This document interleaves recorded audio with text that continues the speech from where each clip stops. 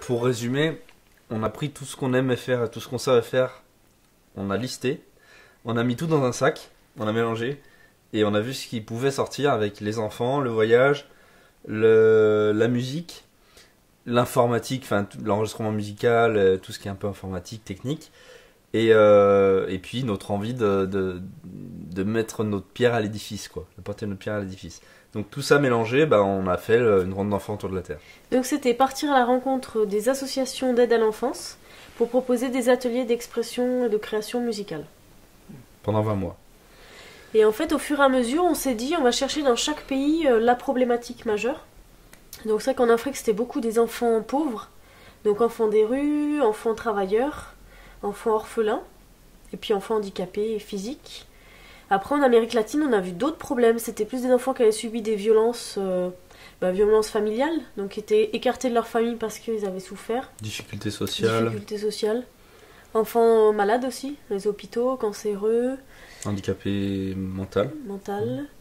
Et puis après, qu'est-ce qu'on a fait d'autre ? Un peu. Finalement, on pourrait dire en gros tous les problèmes handicap physique, social, mental, psychologique.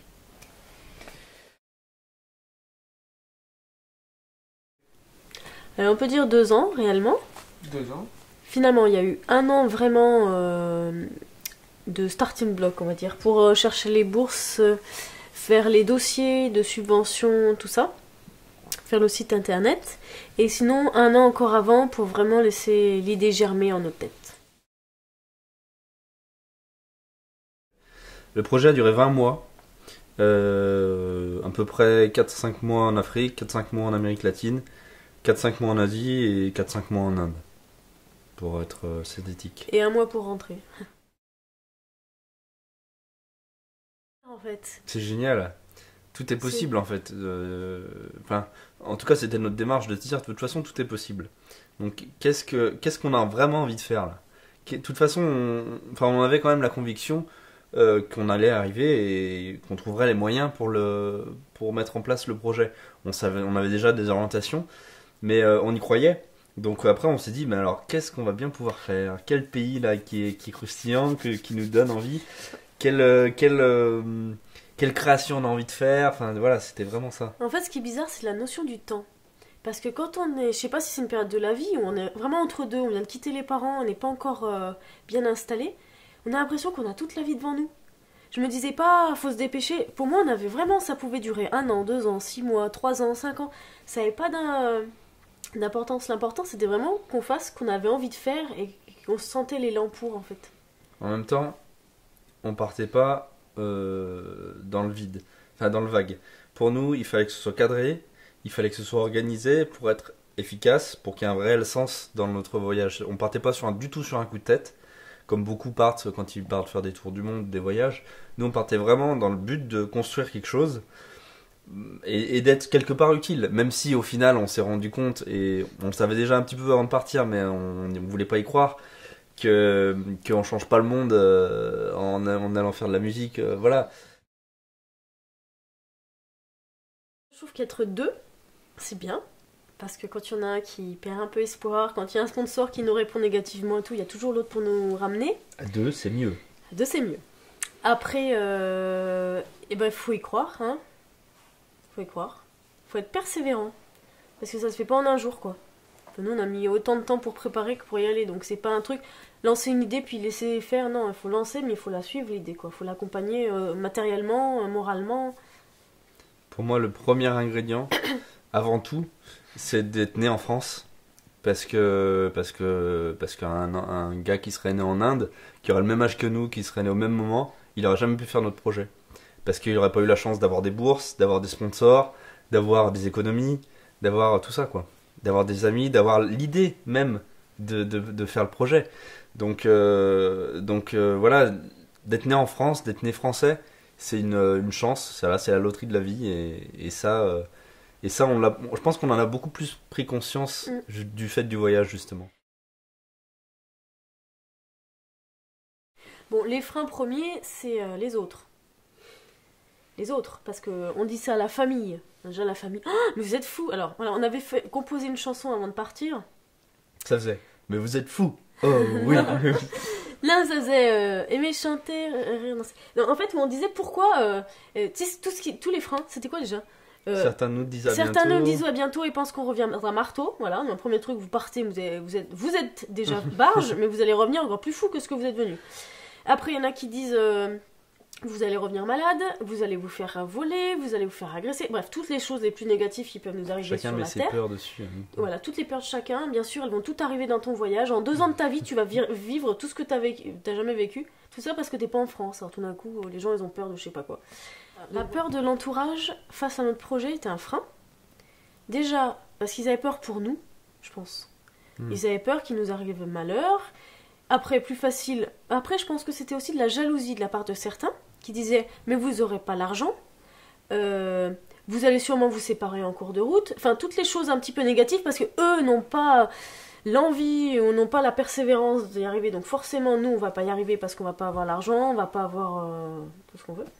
Et après, il n'y avait pas forcément le soutien. Quand on avait des amis à Montpellier, ils comprenaient pas forcément pourquoi on s'enfermait des soirées entières en train de préparer notre projet. Bon, après, on a vendu des t-shirts, il n'y a pas tant de gens que ça qui ont été enthousiastes à nous soutenir, quoi. Donc c'est vrai que heureusement qu'on était 2 parce que très vite, si on n'y croit pas à fond, eh ben on se retrouve un peu tout seul dans notre bulle. Et c'est vrai que nous des fois on se disait c'est pas grave parce que dans 1 an on sera avec des enfants et tout. Mais sinon on aurait pu dire bon allez on laisse tomber, on va dans la vie quoi. Un autre frein qui pourrait être plus sur le terrain, c'est les éducateurs. Parce qu'on très souvent on intervenait dans des associations qui s'occupaient d'enfants, défavorisés. Donc on avait affaire à des éducateurs qui s'occupaient des enfants, qui étaient censés s'occuper des enfants. Donc très souvent, quand on arrivait, ils nous laissaient pas tout seuls avec les enfants, mais ils essayaient de faire un peu ou l'intermédiaire, ou la traduction, ou d'être là. Et en fait, ça se passait très souvent bien plus mal que quand il y avait que les enfants. Donc au fur et à mesure, on a compris que quand il y avait un interlocuteur, un traducteur ou quelqu'un, il avait tendance à faire à sa sauce, à traduire à sa sauce, à dire ce que lui avait envie de dire, et de faire lui l'animation. Et du coup, ça perdait tout son sens parce qu'il comprenait pas forcément ce qu'on voulait faire passer. La libre expression, la création, tout ça, c'est des notions qui sont complètement abstraites pour des pays qui sont habitués à la création. C'est les artistes, c'est un métier, et sinon tu fais pas de création. Donc ça, c'était abstrait pour des gens. Dire à des enfants, alors maintenant vous créez, dites ce que vous voulez, c'était impossible. Donc les éducateurs disaient forcément ce que eux avaient envie de dire. Par contre, quand on était tout seul avec les enfants, comme on parlait pas la langue, et qu'en plus il n'y avait pas d'intermédiaire, ça se passait super bien parce que voilà, ils pouvaient dire ce qu'ils voulaient. On n'était pas là pour juger, pour dire non, dis pas ça, ça t'as pas le droit. Et notre but c'était vraiment qu'ils disent tout ce qu'ils avaient envie de dire, quoi. Ça, faire des enfants. Ah oui, t'as oui, oui. Donc, suite à ça, on a fait un diaporama de 52 minutes qui relate un petit peu notre expérience. Et donc on l'a passé pendant 2 ans dans plusieurs festivals de voyage, d'aventure et aussi de festivals de solidarité. Donc on est allé un petit peu partout dans la France, à Saint-Valery-en-Caux, tout le monde sait où c'est en Haute-Normandie, un tout petit village qu'on a mis beaucoup de temps pour accéder. On a été à Paris, on a été 2 fois au Mans déjà, on a fait des interventions dans les écoles. Alors déjà, on n'avait pas d'indicateur. Pour nous dire, il y en a personne qui nous avait dit va là-bas et puis quand tu reviens tu auras tel objectif, il sera abouti ou pas si tu as fait tel ou tel critère. On n'avait pas ça. Donc nous, notre objectif c'était de faire sourire le plus d'enfants possible. Donc dans chaque association on partait content et satisfait quand on avait fait sourire au moins un enfant. Donc quand il y avait un enfant qui avait souri, c'est bon, c'était résultat atteint. Un objectif aussi du projet qui était de partager notre expérience et la vie des enfants du monde d'ailleurs avec les autres au retour. Donc l'idée là, ça a été de créer un diaporama de 52 minutes qu'on a projeté un peu à droite à gauche dans la France et qui permettait aux gens de prendre conscience un peu comment ça se passe de l'autre côté de la Terre et à travers le regard des enfants et à travers l'expression musicale. Bon, je suis contente de l'avoir fait parce que déjà je me suis prouvé que tout était possible et je me suis prouvé que quand j'ai une idée je peux aller jusqu'au bout et ça marche. Donc déjà je pense que j'ai gagné en confiance en moi, en confiance aussi en Raphaël Parce que du coup, on se dit que maintenant, dans la vie à deux qu'on est engagé, si on a d'autres idées folles, et ben ça sera pas que des idées, on pourra aussi les mettre en place et aller jusqu'au bout parce que voilà. Et ça, c'est très important de savoir que la vie, c'est pas que avoir des idées, c'est aussi les mettre en place et récolter les fruits de la satisfaction une fois qu'on l'a fait, quoi. Le fait de vivre loin de chez soi, loin de ses repères, ça permet de prendre du recul. Ça, c'est clair. Sur la vie qu'on a, sur quels sont les repères, justement. Est-ce que c'est vraiment des repères? Est-ce que c'est des axes que j'ai envie de suivre? Est-ce que c'est ça qui me construit? Est-ce que j'ai envie d'être construit là-dessus? Donc, de tout remettre en question et de choisir ce qu'on a envie de mettre en place pour notre vie future. Nous, c'est vrai que c'était vraiment la période charnière. Donc on avait choisi aussi de partir à ce moment-là en se disant bah, c'est ça qui va nous construire aussi. Donc on va se construire sur des choix qu'on aura fait en étant à distance de tout ça. Donc le fait d'être parti, moi, ça m'a appris ça m'a permis de prendre du recul sur mes repères familiaux, mes repères culturels, mes repères intérieurs aussi. Et puis de me construire bien sûr à travers en faisant des choix quoi. Et en disant maintenant en revenant je me dis je sais un peu mieux où je veux aller et je sais pourquoi je le fais au lieu de me laisser guider par ce que la culture m'a appris, m'a amené. Je sais pourquoi je l'ai fait et je me suis inspiré aussi de plein d'endroits pour me construire. Si, je pense qu'il faut aller jusqu'au bout. Faut pas se laisser décourager. Et de toute façon, il faut pas écouter ce qu'ils disent les autres. Parce que finalement, c'est pas eux qui vont le faire, c'est nous. Et après, c'est nous qui allons rentrer, grandir. Et voilà, je pense que chaque projet, il faut vraiment, pour qu'il soit efficace et qu'il aille au bout, qu'il nous corresponde et qu'il corresponde à une envie profonde. Pour aller jusqu'au bout.